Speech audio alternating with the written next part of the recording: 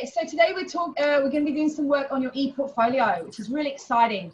This is a really big first step for this unit because it means this is the start of your ongoing work into selling yourself, okay? And basically, this is a new thing that we brought in at Macquarie. We started, me and Kerry started it.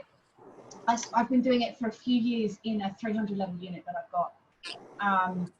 And I get them to fill out stuff throughout the unit on the skills that they're actually developing. Because a lot of the time you guys are developing skills and you don't even realize that you're developing them. Do you know what I mean? And it gets to the end and the employer says, so what skills have you got? And you go, oh, no, I did lots of stuff, but I don't, you know, I'm not really aware of what skills I've developed, you know? And somebody said, can you do this? You go, oh yeah, I can do that. But I wouldn't have been able to say, yeah, that's one of my skills, okay? So what we want to do is just make you more aware of the skills that you're developing, but rather than do it at the end of your degree, let's do it at the beginning, do you know what I mean? So that you have an ePortfolio for yourself and you start to look at those skills and start recognizing it. And also things like, you know, you're in an interview and they say to you, give me an example of when you've been able to solve a big problem, or being able to help somebody with a problem. And instantly you can think back and you think, yeah, I've got a really good example of that in my ePortfolio, and then you can sprout off this excellent example of how you were able to solve a problem.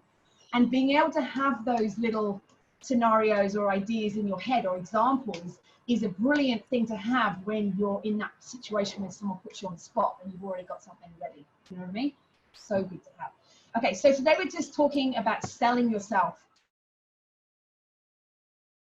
What we're thinking about is, imagine you're going for a dream job, and what you're trying to do is actually sell yourself, okay? Now, can you think of ways in which you can sell yourself? What means do we use to sell yourself? It can be something you can hold, it can be something you say. How can you sell yourself in an interview? What's going to make me want to employ you? The way you dress, like if you dress professionally. Yep, so the way you present yourself, definitely. Is that enough to get you a job though? Just the No, way no. and looking good. Yep, no, okay, but it's good stuff. Being confident and like being like acting like you know what you're gonna be able to do, and like knowing what you're gonna do. And, yeah, definitely. What can I give to them when I walk in? A handshake. Your resume. Yeah, your resume or CV. You could actually give them some documents and go, this is me. Now, normally, if you've got to the interview point, they've already probably seen that already to get you in the door. But it's something that you can give. Sometimes when you go in these interviews, especially in academic interviews, they say, since the application, has anything new changed? Like, have you had anything new, exciting come out? So when I went for my last interview, promotion interview, I'd actually, you know, had a nature paper and a couple of other two exciting things. So I was able to go, oh yeah, this. So I was able to give them some evidence of something that had, you know, I'd done since they'd seen my application. So the things like that are really useful. And what about what you can say? If somebody says to me, tell me about yourself. What can we do in that situation? You could tell them about your interests related to that area or your experience. Yep. So your passions. Has anyone heard of an elevator pitch? Yes. Yeah? No? Yeah. No, okay. So we're going to do this in a minute, okay? An elevator pitch is basically something that, a little spiel that you get ready in your head. Because 100%, if you walk into an interview, they're going to say, tell me about yourself, okay? And it's basically a spiel about yourself, your passions, what drives you, what you're about, and you can literally summarize everything about you in a few sentences, okay? It's called an elevator pitch because there's that scenario where you walk into an elevator and you maybe at a big job, a big company, and you're going for an interview or just had an interview, and you walk in and the CEO of the company is in the lift with you. And they say, oh, hello, I haven't seen you before. What are you doing here? And you go, oh, I'm come for an interview. And they go, oh, really? Tell me about yourself. And in that time, from that elevator ride down how many floors, you've got 1 or 2 minutes to sell yourself to the CEO of the company. That's an amazing opportunity to really get yourself out there. And they might go, wow, you're amazing. We'll hire you on the spot. You know what I mean? So for us, we always say, because we always sort of pitch it for research, we always pitch it as we walk into an elevator and the VC standing right there. Okay, that's our kind of scenario, because you know it's always great to be able to pitch your ideas to the VC of the uni, obviously. And the reason I bring this up is because you never ever know when it can be useful. Okay, I went to a university gala dinner once, and I got sat down by this very friendly elderly gentleman, and he sat down and he said, "So what do you do? What research do you do?" And I luckily had my little spiel, you know, and I kind of went, "Blah, blah, blah, blah," and I really, you know, really got, you know, into having a good chat with him about my research and everything, because I'm thinking, I don't know who this guy is. He could be anyone, but he's interested, so I'll do my little spiel. And then the whole dinner thing started, and the VC stood up and said, "So we're really excited to have the Chancellor of the university sitting here." And I was sitting right next to the Chancellor. And I didn't know who he was. I'd never seen him before. And I was like, oh, so good job I had my 100% spiel on there, because you never know who you're talking to. Does everyone, a few people have a resume or a CV in front of them? Yeah. Who's really super proud of their CV right now? So do you reckon that your CV, looking at it right now, honestly looking at it right now, do you think it would get you the job that you want to go for? No, not at the moment. No. Okay. And that's obviously because, you know, you haven't got your degree yet, okay? And you haven't got the experience. But if you added your degree into your qualifications, do you still think that that CV would get you the job that you want? No. Right? So then maybe that's, you know, that's a reality check. Maybe just adding degree into that third qualification is not going to be enough. What else can we do to our CVs? For our CVs, I should say. Update them as we go. Update them, but what are you going to update them with? That's what I'm thinking. Like what activities do you need to do to make your CV look better? Update it with like skills that you've learned, as well as experience that you've had in the industry as well. Yeah, exactly. So I think that what I'm trying to get at as well is that obviously at Macquarie you have an amazing opportunity with the PACE units to get some hands-on experience with industry. Okay, and if you do, well, you all have to do a PACE unit, but if you do the opportunity to do another PACE unit and get more experience, all of that is the sort of thing that really does beef up your CV. Okay, so don't ever shy away from, you know, say like you did some work with a company on Earth Day or something like that, and you did a day event and you did all that. These are the sort of things that they're interested in seeing, because every single one of you at the end, hopefully, are all going to have degrees. But how are you going to make your CV look better or more interesting or more beefed up than the person next to you that's also got a degree? So what I want you to think about as you go through your 3 years is not just getting your qualifications, but what other things can you add in there? What, you know, can you volunteer for something? Can you get involved with some organisation? You know, we're talking environment stuff here. Some enviro community group or something that you can get involved with that can go down as experience on your CV. So think about how you look on paper, okay? And are you looking like the sort of person that someone will want to bring in for an interview? So do you think your CV is kind of right now is really highlighting your talents? I think my CV is more related to my talents, in like, because I work and learn to swim part-time. It's Okay. reflecting that industry, whereas if I was to walk in and try to get a job at like a law firm or you know, a job in a research firm or something, that would not happen. Yeah, but I mean, remember that, you know, obviously you can tailor your CVs for the job that you're going for. So obviously if you were going for that, you would probably focus, I mean, obviously put the experience that you've had, but you can try and bring other things in there that would be more appropriate for that job. Do you know what I mean? So obviously you can tailor your CVs for what job you're going for. But I think what we're trying to sort of get to is the point that a CV is great for summarizing all your qualifications and everything that you've done. But for a lot of people, it doesn't really reflect their true personality or their true talents. You know what I mean? And there are other ways of kind of showcasing that, all right, other than just a CV. Obviously, resume is really important. And it's the first block, but it is just the first stepping stone, and there are lots of other ways that you can really sell yourself. Okay? So at the end of the day, looking at your CV right now, would you employ the person that's right there on your CV? It kind of depends what job it's for. Yeah, totally. It's a bit of an abstract question. Like if it was a childcare job, sure, because yeah.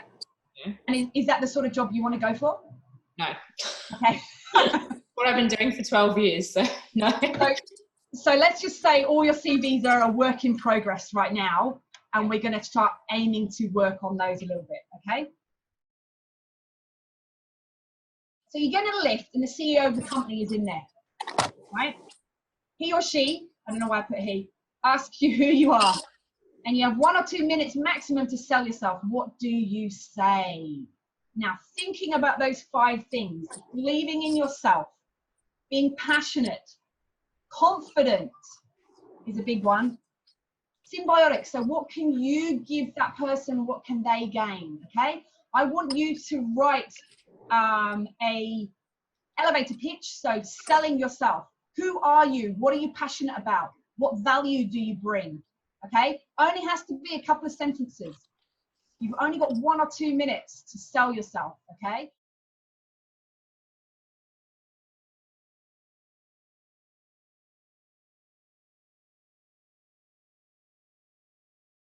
We talked about the sort of things that you can bring to an interview. We've had a look at some resumes, CVs. We've talked about an elevator pitch. Now, the other thing you could bring to an interview is a portfolio, okay? Now, there is a difference between a resume and a portfolio. And what I want you to think about right now is, what are the differences between a resume and a portfolio, okay? So think about when they're written, what they contain, and potentially what could be some differences between them, okay? They're both valuable, they're both useful in a job interview, but what's the difference between them? A lot of people have a resume and a portfolio, okay? So they must be different. So have a quick think about what the difference is. I was just going to say it like expresses your work experience, and just like briefly outlines exactly what you've done in the past couple of years. Yep. When would you write a CV or resume? When would you write it? When would you update it? Put it that way. Whenever you have a new experience. Yeah. But do you actually do that, or do you do it right before you go for the job? Right before you go for the job. Yeah. And that's fine. That's the role of a CV or a resume. You think you want to go for a job, you update it, you get it all good, and then you submit it. Yeah, and that's great. And that's so the timing is a little bit different. Okay, so let's just have a look at what I've got here. Usually written at the end of your degree. So you do your degree, and then you want to go for a job. I mean, obviously you guys have got CVs already, so obviously you're writing. But then you decide you're going to go for a job, so you update it or you write it, and then you put it in for a job interview. Okay, it summarizes your qualifications and your work experience. Okay. Can be a little bit dry. You know what I mean? You're not really getting your personality across. You're not really getting your talents across. It's very much black and white. And it's very much, some people look great on paper, and some people look great on paper and they come in for an interview and they're really dull. Or some people can look a little bit dull on paper, but they come in for the interview and they're really exciting and dynamic and whatever. So it really doesn't reflect the personality of the person, okay? Difficult to get your personality and talents across. Usually it can be 1 or 2 pages. That's usually you don't want to give over a 6-page CV. You know, like that doesn't go down well. You want to keep it nice and short and succinct. Okay? But does that really show you at your best, do you think?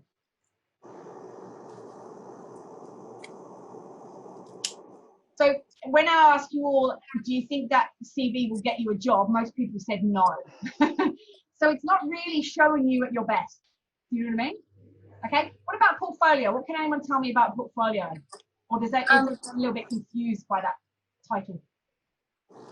Is like a portfolio a collection of evidence of your skills and experience? Definitely, yes. It's a collection of evidence.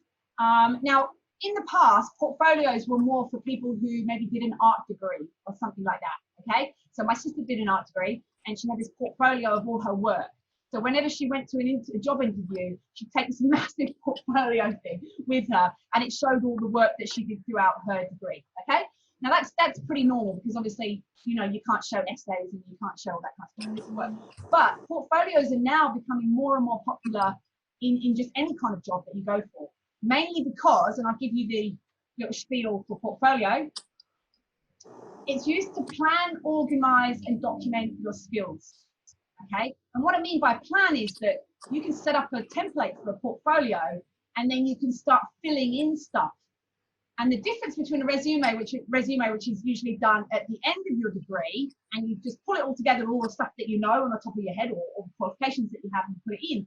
A portfolio is done throughout the time that you're training or studying. Okay, so it's a much better reflection of everything that you've done and learned and developed all the way throughout all of your training, like your degree or your high school and then degree. Okay, so it's like an ongoing documentation of everything that you've done. All right, it's much more in depth than a resume. It's much easier to get your talents and your passions and your interests and your personality across in a portfolio than it is in a resume. Okay, it's usually much longer than a resume. Okay, it includes evidence of your current potential, so what you're doing, but also your future potential. You could put in there your plans for your future, which you can't put a plans for your future in a CV. You know what I mean? Like, it's like what you hope to do, what you're thinking of doing, where you will be in 5 years, like your plan for your future. Okay. And it includes reflection. Now, I am not an arts, human science type person at all. I hate all the huggy-feely reflection stuff. But really, going back and thinking about how you've developed certain skills is a really, really good thing for showing learning development. Okay, so people who are doing education know all about learning development and how you document the development of learning. Okay, and the chance that portfolio gives you is that you can put that reflection in there and you can reflect on the skills that you've learned. Okay, so it's not just like I can problem solve, I've got critical thinking, I've got this, I've got that. So just listing your skills, you're talking about how you've developed these skills or how you've learned these skills, how you've developed them and how you've mastered them. You know what I mean? So it's all reflecting back on your learning. And that's the difference between a resume and a portfolio. You can see they have different purposes, but both are equally important. I would say a resume is the thing that gets your foot in the door, but the portfolio is the thing that gets you the job. Okay, and that's the difference between the two. Okay, just review. Okay, so a career portfolio is something I'm talking about that you would have in your entire career. So I have on my computer, I have a little folder, which is my sort of research or teaching career portfolio. And every time I do something relevant to career development, it goes in that folder. Every time I have a paper or every time somebody invites me to be a keynote speaker at a conference, it goes in that folder. Okay, and I just basically have a folder on my computer and all the time I keep putting stuff in there, evidence, because it's much easier to do that kind of thing as you're going along than right at the end when you're going for a job and you have to like gather all information from years and years gone past. And you're like, oh, where was that email that somebody wrote me 4 years ago and you can't find it, okay? So it's really good to have a little folder, your career folder, where everything you do, if you get invited by some organization to come and do something, if you do volunteering and they write an email saying, thank you for doing that day volunteering of bush regeneration, that was really appreciated, we really thought you were great, bam, that goes in your career folder straight away, okay? So this sort of thing is used to plan, organize and document your education, but not just your education, your work, your skills, anything that applies to jobs, college or training programs. So even if you do something, you know, in your social life, for instance, I spend a lot of time learning languages. At the moment, I'm learning Mandarin because I actually work in China. So it's not just a random learning Mandarin thing. But, you know, and then if I get any qualifications for the Chinese, I'll put that in there because I work in Southeast Asia. So having qualifications in certain languages Yeah. Oh, that dog is too cute. Okay. Sorry, I get distracted by furry things. So that's really useful. So career portfolios are much more in depth than a resume. You can get a lot more into them. They serve as proof of one's skills, abilities, and potential for the future. And that's definitely something you can't get into a resume. You can't talk about your potential for future work in your resume because it's only up to present day. Okay. They're becoming much more common in high schools, colleges, and in workforce development as well. Okay, so you can see I'm building up to something here. I'm obviously trying to sell you something. Can you hear the passion? All right, so in a digital workplace job, a CV style sort of CV or resume is still dominant. So you still will need a CV. So don't think that a portfolio or an ePortfolio is a replacement for a CV, because it's not, okay?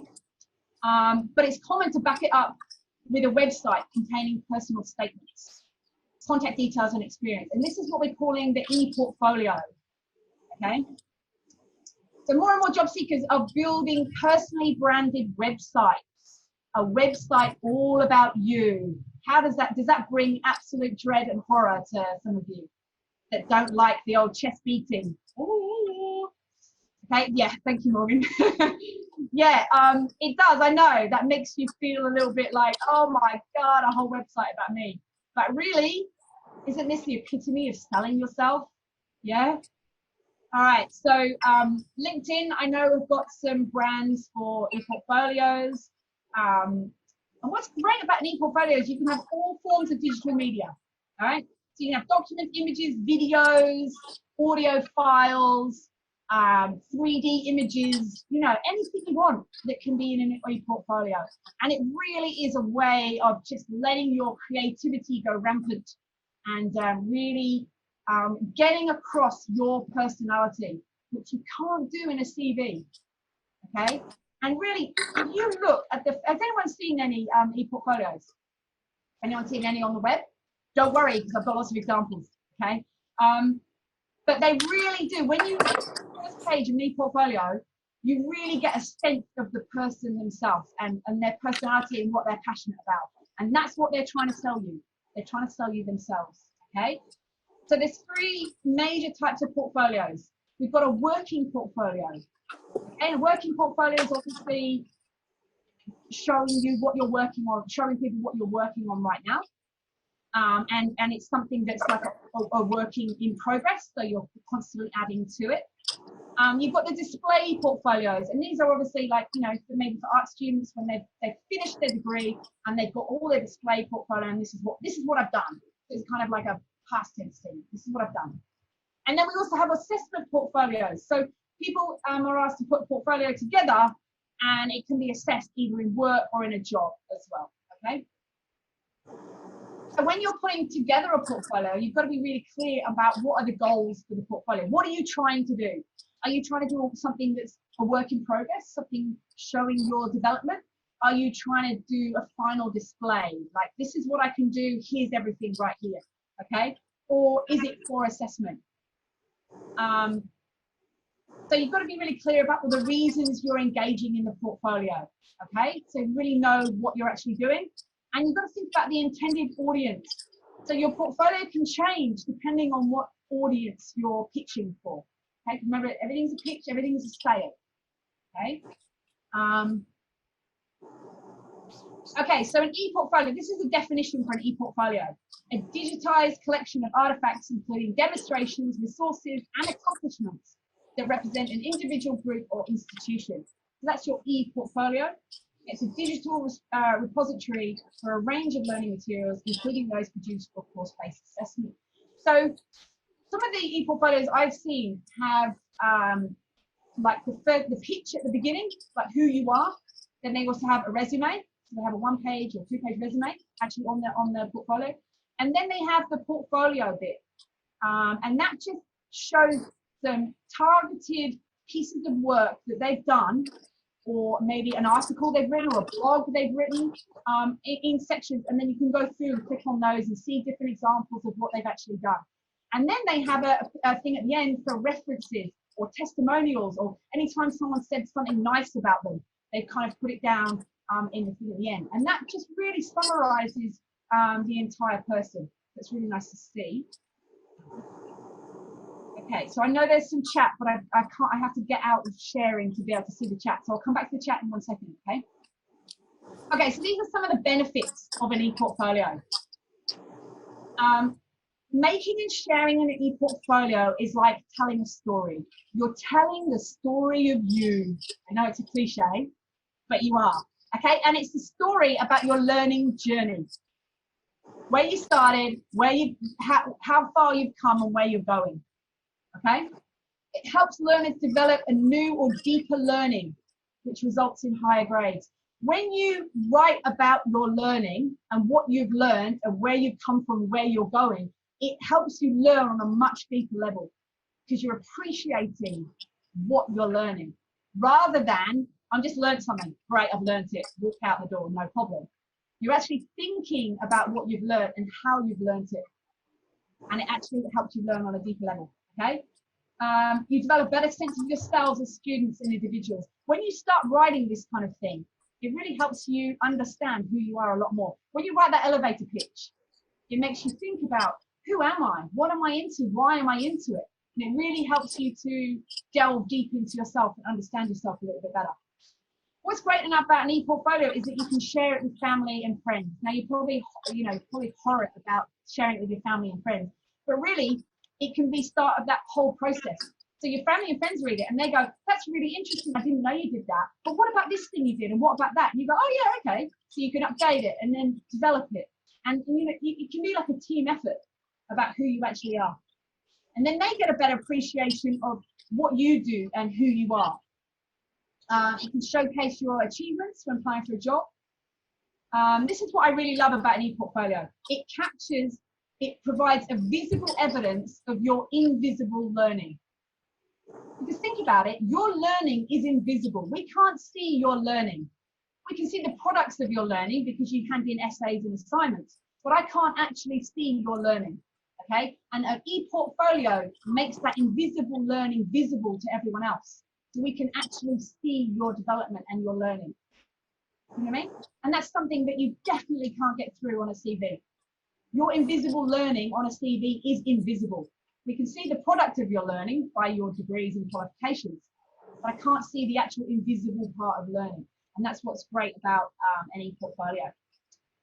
Okay, so students construct systems of knowledge for themselves. The process of reflection originates as a solo activity. So it starts off with solo, but then it becomes really social because you're sharing it with your family and your friends and everyone around you. And they provide commentary on those reflections. And then that also then helps you with your development of learning. And the final one, I'm going to get you guys to do something in a minute because I know I've been talking for ages.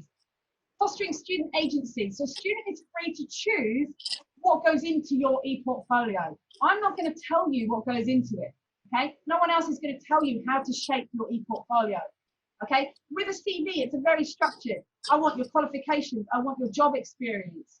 I want the organizations you've joined, all that kind of stuff. It's very structured. People are telling you what you should put in your CV, whereas the ePortfolio is very much a reflection of you. So you're free to choose what you put in. You're free to reflect on the process of learning, and you're free to develop your own engagement into what you're actually doing. So those are the benefits of an ePortfolio. And you can see there's a lot more there than you can ever put in a CV. Okay, and this is why we're really keen on you guys developing your own ePortfolios. Okay, so your ePortfolio is going to summarize your skills and experience, abilities that you've throughout your degree all the way up to education. This is why we're starting it now in your first year.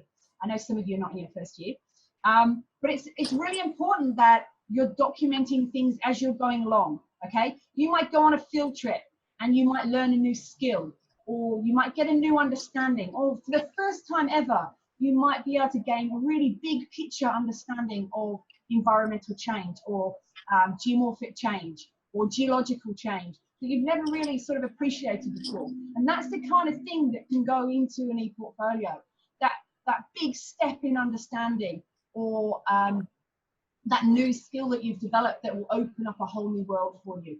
I do a dating technique called OSL dating. And when I learned that skill, it just opened my eyes. I just couldn't believe how much or how many things were open to me now because I had that skill. So I get invited by archaeologists onto really famous digs, and paleontologists invite me on all this stuff just because I have this one skill. And learning that skill really opened doors for me. And that's the kind of learning development that we're talking about, things that really advance you to the next level. So it started now in your first year of study, and every unit that you go will comment back on your ePortfolio, and we'll talk, and every unit will have 1 or 2 skills that they want you to learn, to develop, and then to master as well. Now, some skills will take your whole 3 years to master, and that's fine, okay? But what we're really focusing on is that skill development and documenting that skill development and reflecting back on it as well, okay? Reflect on your learning and document your progress throughout your skill mastery. Accentuate your uniqueness and your talents. So what makes you different from anyone else? This is what you can really get across in your ePortfolio, okay? You can have an ePortfolio that makes people just go, wow, look at that, amazing person. I really want to get to know that person. And that's what you're aiming for. You know, when you see a video of somebody and it really, like you were saying, it really shows who that person is. It's a great way of people getting to know you, okay? Contain a range of media and materials. The more different types of media you can have on your ePortfolio, the more interesting it will be, okay? So, you know, don't just all have text. Have imagery, have a video, have a link to something, have some, do you know what I mean? Like lots of different types of media, really important. You can contain examples of relevant work. Obviously not, you know, your HSC essay on something random.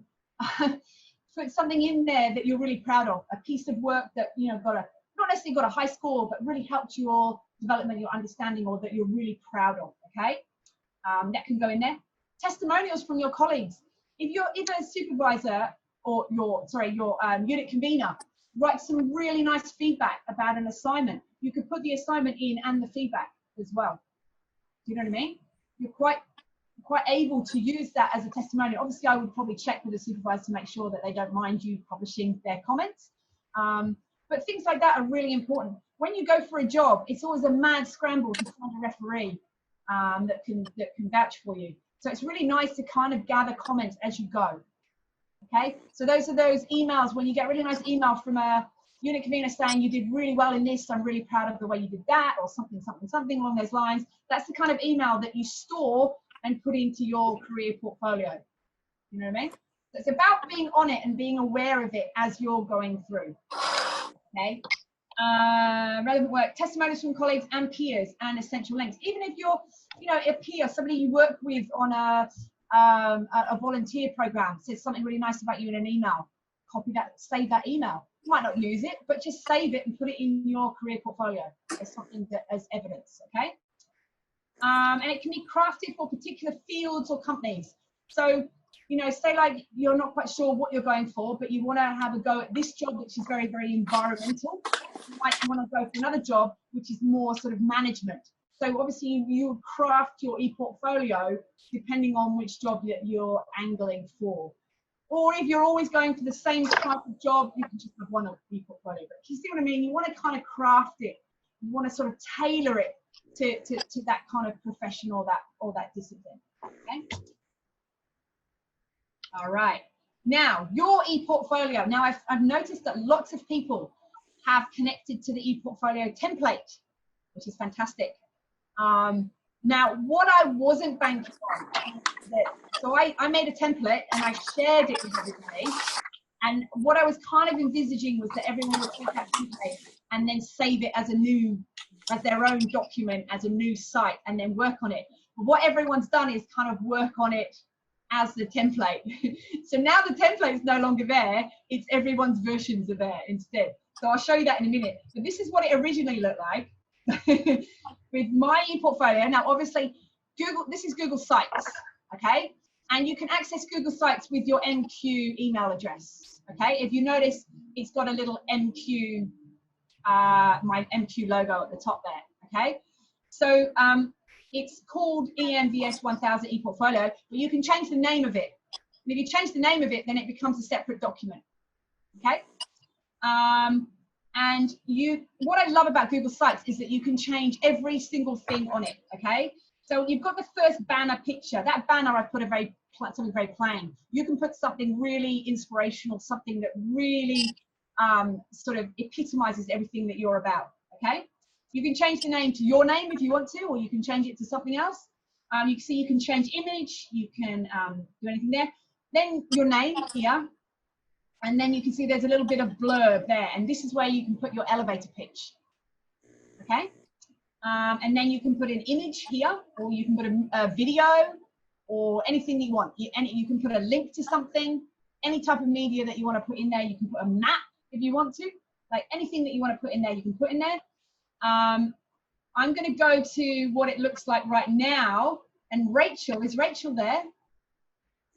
Rachel has done a great job of putting hers in. Yeah, that's me. I didn't realize that. No, don't worry. On everybody's. Not a problem. Not a problem. So all you've got to do is just save it as a different name, and then it will be a different thing. Okay. But I'm sorry, Rachel. We're going to show everyone yours. That's all right. So Rachel's put her name in there, which is great. She's got a nice background, and she's got her elevator pitch there, and she's got a great photo, which is all the things I was asking for. Okay. So think about your image. Think about what message you want to give across. Think about your elevator pitch. Okay, something that's really selling yourself. And a good photo. What do I mean by a good photo? What do you think I mean by a good photo? Shows your face. Shows your face is a good thing, yes. So I'm looking for a head and shoulders shot. You know when people do a whole image of you standing up, you can't really see your face, okay? So you want an image where you're looking at the camera and I can see your face. You don't necessarily have to be smiling, but you certainly don't want like a kind of a resting bitch face, if you get what I mean. Is it okay if in the photo someone's sitting? Say again? So if it's okay, like, is it okay if someone's sitting in the photo and not just standing? Oh yeah, no. What I'm saying is, what you really want is head and shoulders. Yeah. You know what I mean? So you want it close enough so they can see your face, and you want to look appealing. You want to look approachable. You want to look warm and inviting and friendly and all those kind of things. And the best way to do that is always to smile. But if you don't like your smile, that's okay. But you don't want to look, wow, I don't want to go near that person. They look really scary. Okay, so you don't want a scary picture. Now, if you know, this is for your career. So if you have the opportunity, like maybe you've got a friend that takes professional photos or something like that, then that's a good thing to get on.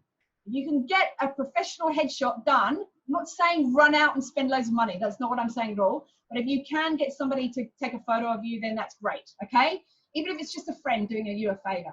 Okay, so that's your first page. Now, Rachel's actually also added in some other things in there, which is fantastic. She's got some other stuff in there, and she's already starting to develop it. So you can insert any of these things in. You can also change the layout. Can you see on this side panel here? You can change the layout. Now, you can't change the layout of this top bit here, but you can change the layout down here. So you can have 2 images with writing underneath. You can have 3 images, maybe 1 video and 2 images. Or, you know, you can change whatever you want. There's also, you can have an image carousel. So you can have an image that clicks through, lots of different images. Divider, you can have a YouTube, you can have a map, document, slide, sheets, anything that you want in there. Now, if you notice, I've put in pages in here. So I've got, so we've got learner. Is it going to go to learner? Yes, so these are the original ones. Professional, collaborator, achiever there, problem solver, just taking a while to load, and communicator. Now, do those titles ring any bells to you? Employability modules. Yes. All the online modules that you have been doing. I think the only one you've got left, if you've done collaborate, I think, which one have you done this week? Problem solver this week. Then there's only communicator left. Okay. So I have put those pages in there so that you can start thinking about what kind of content would go in each of those things. Now, when you have your final ePortfolio, Okay, you might not want to have those sections. You want to might have it a bit more like the other ePortfolios that we've seen, where you've got your resume and you've got your testimonials and you've got your portfolio and stuff like that, and that's fine. But what I want at the moment is you to start thinking about building up content. Okay, so we'll just go back to the home. So as I said, there's pages there. So these are all your pages on the side, and there's also themes. You can change the themes, the text, whatever you want. And there's all these options at the top as well. When you're finished with it, you can publish it, okay? And then it's actually up on the web, and people can actually link to it and see it, okay? But right now we won't keep it published, okay? So what the task I want you to actually do is not complete the whole ePortfolio, because that's something that I want done by the end of your degree, okay? What I would like you guys to do is just this first page.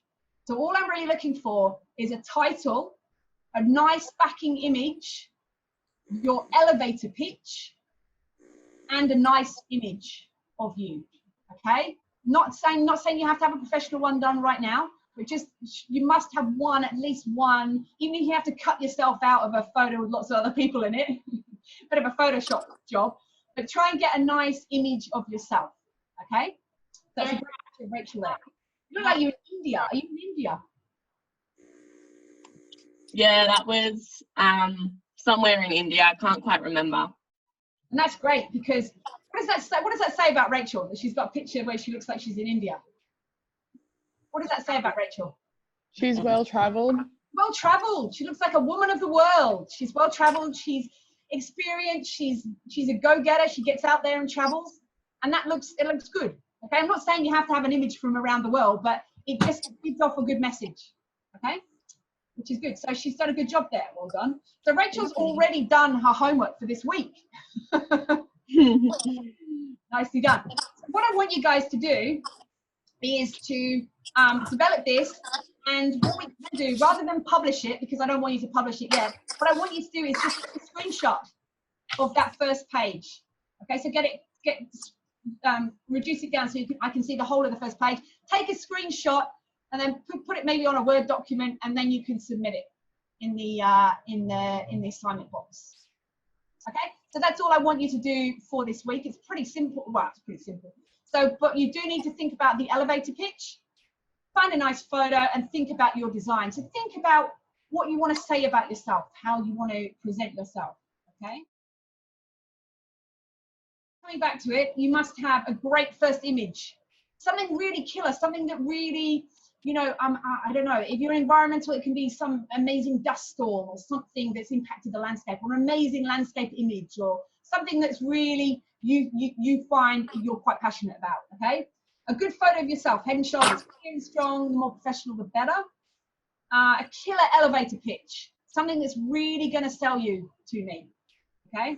Sell, sell, sell. Apparently I can't spell sell. I got it right on the third try. I'm going to change that now because it's really annoying. Apparently you have to seal yourself, not sell yourself. Okay. A quote or message or testimony for someone above you. You know how some people put a little quote in? You don't have to put a quote in if you don't want to. That's something that you could have. But I do want it to look sleek and professional. I don't want to pick on Kate because I know she's on her phone. But Kate was saying about how the layout is not too overcrowded and it's quite sleek looking, you know, and that's how you get that sleek and professional kind of look to it.